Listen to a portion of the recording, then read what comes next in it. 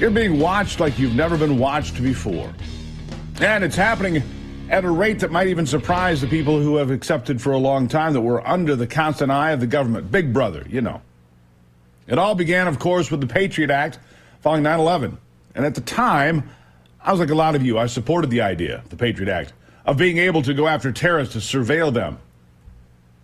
But I admit now I was naive. I bought into the lies that it would never be used on us, when in fact, it is absolutely being used on us, and it has been from day one or long before. Yeah, in fact, I can tell you, this was going on long before 9/11, but that gave them the ability to move forward without anyone saying much. For several years, anyhow. Almost a dozen years ago, listen to this, almost a dozen years ago, the Washington Post, reporting in April 2012,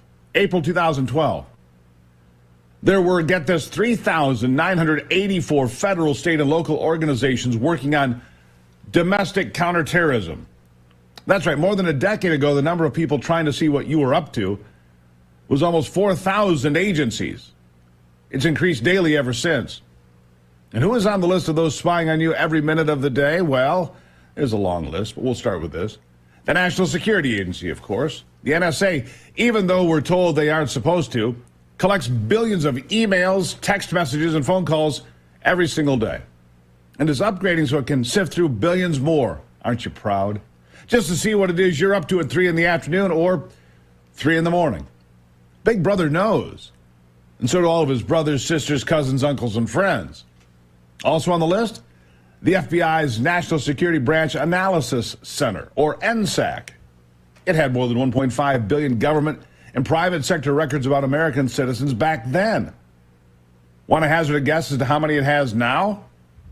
Of course you know, but it has been confirmed by the likes of the ACLU and the New York Times that just by having a cell phone in your possession means you're being tracked in real time all the time.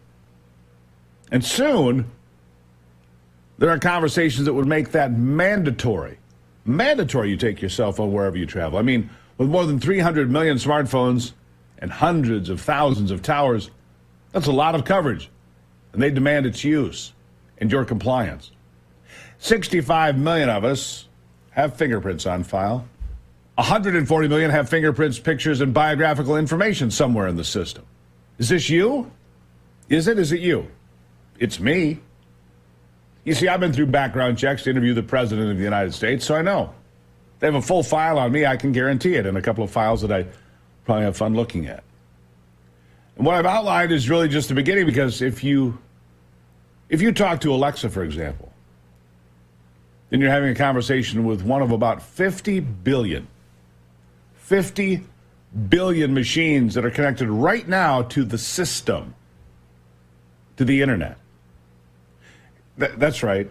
50 billion machines connected to the internet as we sit here and talk today. But it's shocking, but the so-called Internet of Things is keeping track of you right down to what you watch on TV, what you ordered for lunch, what you laughed at, cried at, and yelled at during the course of the day. And it keeps records of this day after day, week after week, year after year.